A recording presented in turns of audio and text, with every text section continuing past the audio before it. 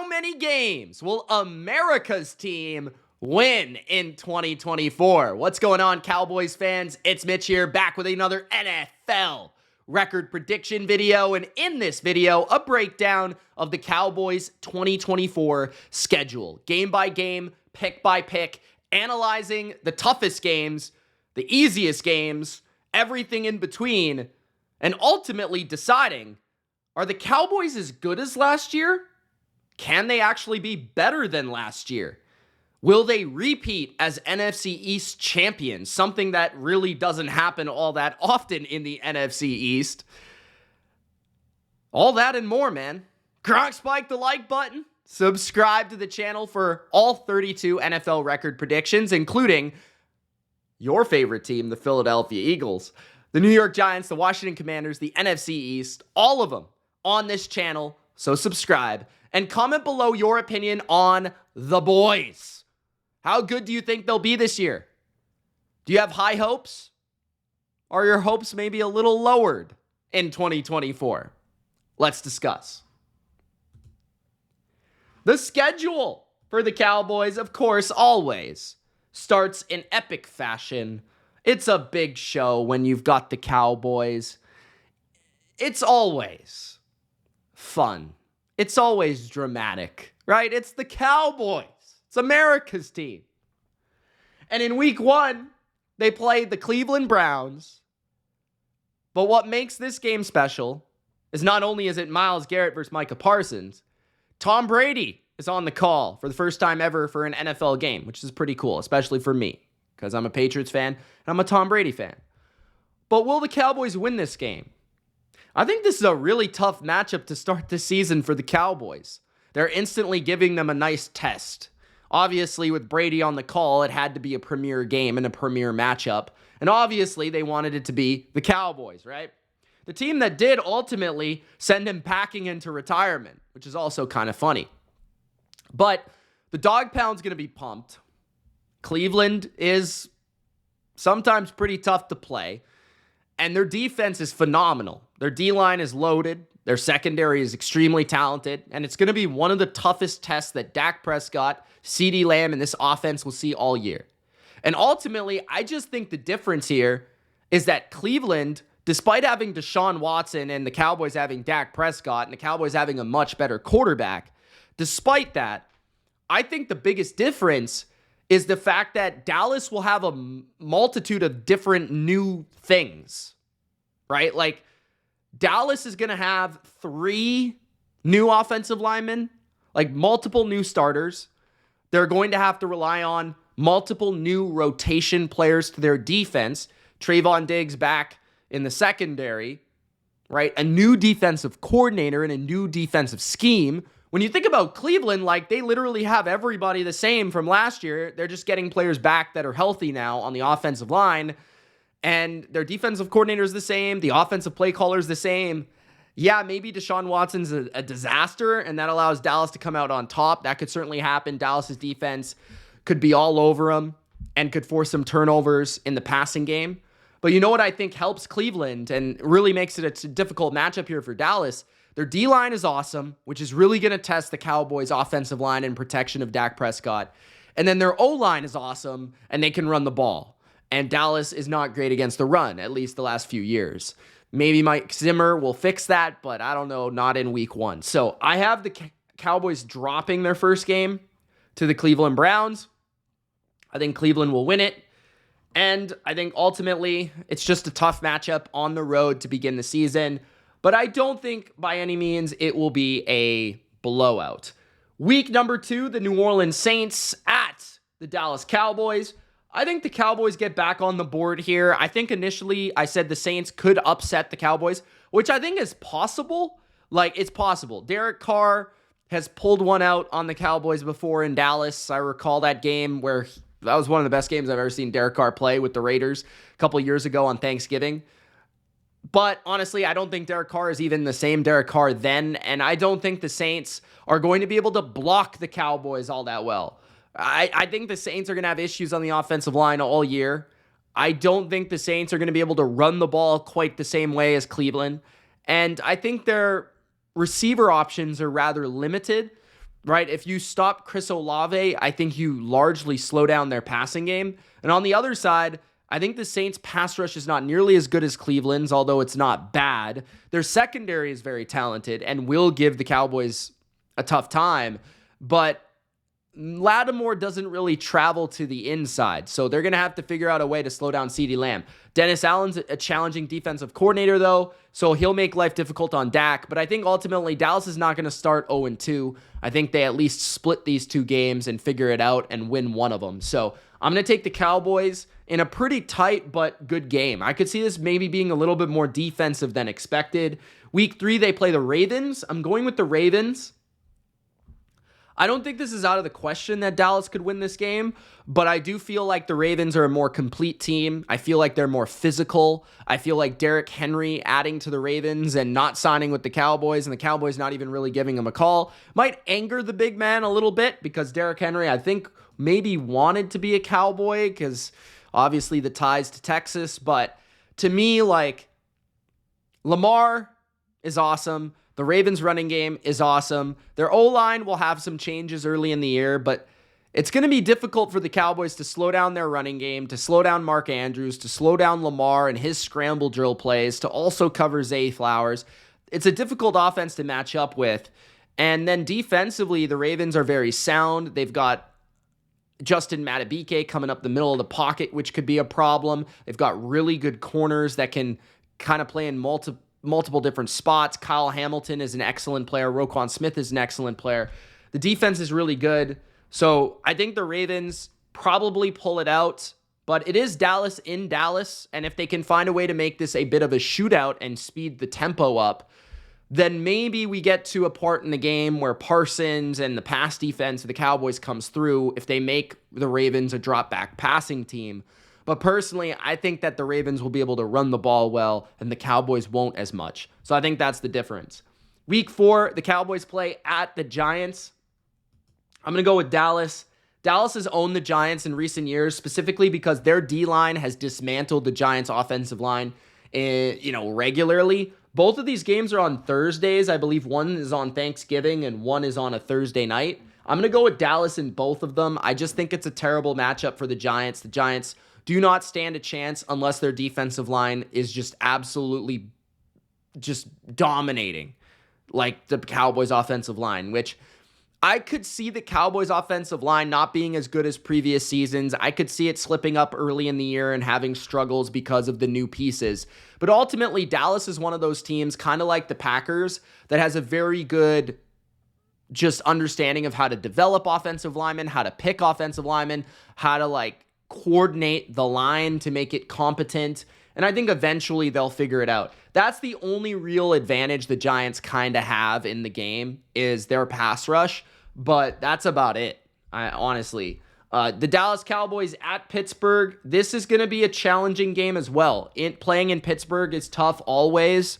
But in my opinion, unless Pittsburgh is running the ball for 150 to 200 yards, I don't necessarily see them having much success through the air.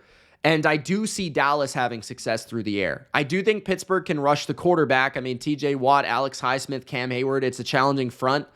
But I think that you can move the ball through the air at the intermediate level, short underneath passes. Dak is really good at deciphering coverages, deciphering blitzes, getting the ball out hot. That's exactly what you need to be competent at when you play the Steelers. So I just think this is a really good matchup for Dak personally, and CeeDee Lamb I think could have a massive game. So I'm going to go with Dallas there on the road.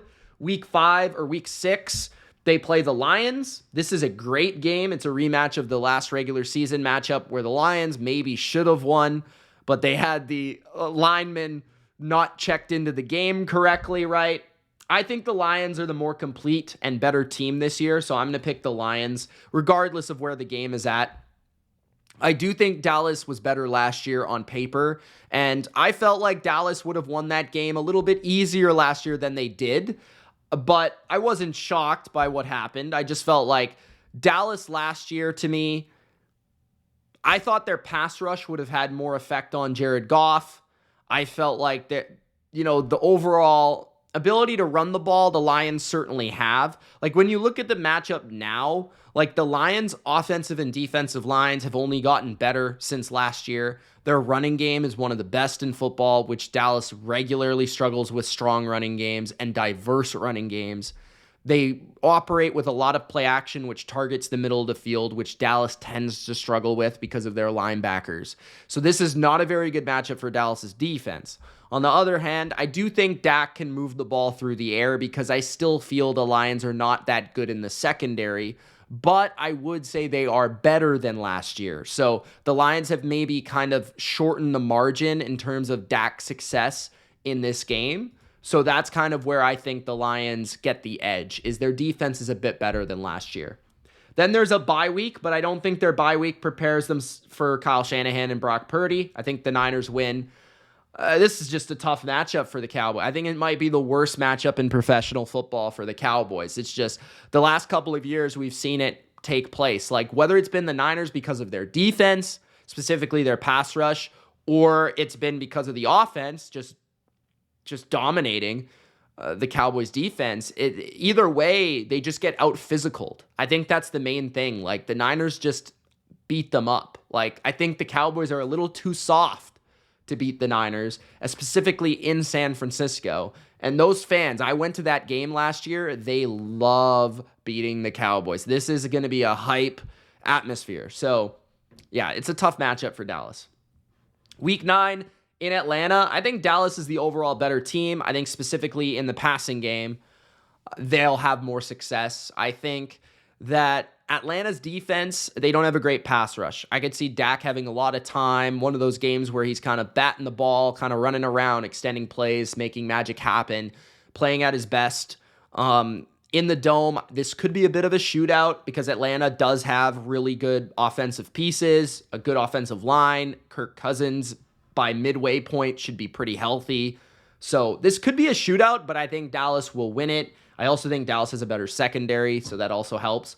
Week 10, the Philadelphia Eagles at Dallas. I think this is also a win for Dallas. I think Dallas and Philly tend to split, and they tend to win the games where they're at home because the fast track of Dallas, they are a fast team, more of a finesse team. They take advantage of that environment, while Philadelphia is more of a methodical, power-based team, and that helps them when they're outdoors and on the grass. So for those reasons, I have Dallas to win at home, Philly to win on the road. I think Dallas can throw the ball on Philly pretty effectively. I would be worried about this year more than other past years, the Eagles' pass rush and maybe the Eagles being able to slow down their running game. But I do think that the Eagles also have maybe a slightly worse offensive line. And I also feel like the Eagles are going to be able to run the ball in Dallas because Saquon's there now. They've got a good offensive line. No Jason Kelce, but I still feel like the Eagles got quite a few awesome pieces on offense. Week 11, the Texans, Monday Night Football, Battle of Texas. I think Houston's the better team. It's not obviously that far to travel. I love Stroud. I think they've got a really competent defense with a great pass rush. DeMeco's a great coach. I think Dallas gets out-coached here, and I think Houston just has too many weapons. Like, they can attack you on the ground. They can attack you through the air. They've got 3 really good receivers, a good tight end in Dalton Schultz in a revenge game. And they're just more well-rounded, more balanced, more avenues to beat Dallas than Dallas has to beat the Texans.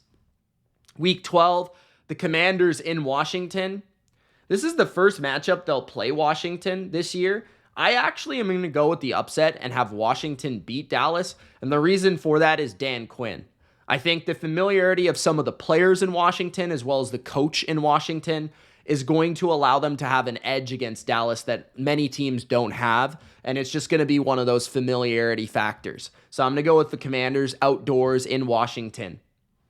Then in Week 14, they play Cincinnati. I actually think I'm going with Dallas here. That's a rare Bengals loss. I'm very high on the Bengals this year, but Dallas actually fares pretty well on paper against the Bengals. First, it's in Dallas, and it's on Monday night, so the atmosphere is going to be lit. Dallas has a great pass rush. That's what you need, a 4-man rush to get to Joe Burrow. They've got good enough corners to stalemate and stick with those receivers, T. Higgins, Jamar Chase. Specifically, Diggs, I think, is a good matchup for those guys because they're big. And then the running game of the Bengals and the running game of the Cowboys are both kind of their weaknesses. So Dallas's weakness is not exploited defensively. On the other side, I think Dallas might be able to run the ball a little in this game, especially at home against Cincinnati. They're not a great run defense. And I could see CeeDee Lamb having a big game here. There's no real guy that can cover him on Cincinnati. So this is just, I think this is like a matchup. This is like a matchup thing. Cincinnati has a lot of good matchups with a lot of other teams, but Dallas might be that one team where it's like, maybe they're not as good as Cincinnati, but that's actually kind of a tough matchup for them. Week number 15, Carolina. I think Dallas wins. They're just better. They've got the better quarterback, better team, better roster, probably better coaching. So, Dallas. Week 16, I'm going with Dallas at home over Tampa. Won't be an easy game, but Dallas has had Tampa's number since Tom Brady, at the end of Tom Brady's career, and then since Tom Brady has retired. I just feel like Dallas, Dak has the number of Todd Bowles. I think it's one of those things where Dak has been on fire every time he plays Todd Bowles' defense. And it's the same thing as what I said about the Steelers. Like, because they're blitz-heavy teams that like to send 5-man rushes, they like to drop people out and stuff.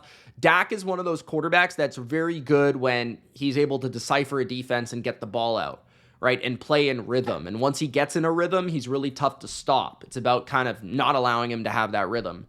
So, to me, especially the games in Dallas, I think Dallas wins it. Tampa also struggled to run the ball in recent years, which has allowed Dallas to play a lot of pass defense, which is what they're good at. And then the last game of the season, I think they get their revenge on Washington for the slip-up early in the year, so they win that game. So I have Dallas at 10-7. I feel pretty good about 10-7, 9-8 for Dallas. I have them below the Eagles in the division, but I do see them as still a wild card team this year. I don't think they're quite as good on paper as they have been the last couple of years, but I still think they're competent. I still think they're good. I think if Dak's healthy, they still got a pretty darn good quarterback, a good offense. I don't think it's a great offense, but I think it's good enough. I think their coaching is fine. I think Dan Quinn was a little bit better than Zimmer, although we'll see. And I still think the Dallas defense has a lot of talent, but they do have clear identifiable weaknesses which scare me. The offensive line is a little thin. The defensive line can be a bit weak against the run and the linebacker position, and the run game, the run game offensively. But I think overall, because they're so good in the pass game, because they're so explosive on both sides, they should win 9 or 10 games this year. And maybe this could be a year where they're not as hot entering the playoffs and they actually play better in the playoffs because they're not looked at as a contender. Maybe. Who knows? That could happen. Dallas usually has a lot of pressure on them, so maybe the pressure not being on them will help them. But that's where I stand with the Cowboys, America's team. You guys let me know in the comment section below what you think. The Cowboys, will they make it back to the playoffs? Will they win the NFC East? Let me know in the comment section below. It's Mitch. Gronk, spike the like button. We'll see you soon. Peace.